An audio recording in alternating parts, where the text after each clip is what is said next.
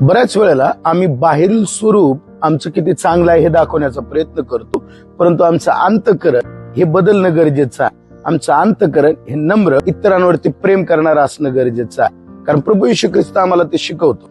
लूका सुवर्तमान याचा 11वा अध्याय आणि याच्या 37 ते 40 वचनामध्ये प्रभू येशू ख्रिस्ताला एकदा जेवणाकरिता आमंत्रण देण्यात आलं आणि तो जेवणासाठी गेल्यानंतर त्याने हात आणि पाय न धुता तो घरामध्ये जेवणाकरिता गेला. त्यावेळेला ज्या पुरुषाने त्याला आमंत्रित केलं होतं त्याला आश्चर्य वाटलं की येशूने हात आणि पाय धुतले नाही.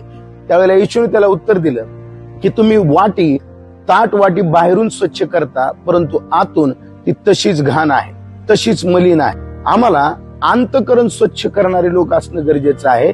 आमचं अंतःकरण नीट असणारे लोक असणं गरजेचं आहे. हीच जिवंत देव माझ्याकडून आणि तुमच्याकडून अपेक्षा करतो. आजच्या दिवसामध्ये आपलं मन स्वच्छ करूया आणि देवाचं गौरव त्याद्वारे करूया. देव बाप मला आणि तुम्हाला आशीर्वाद.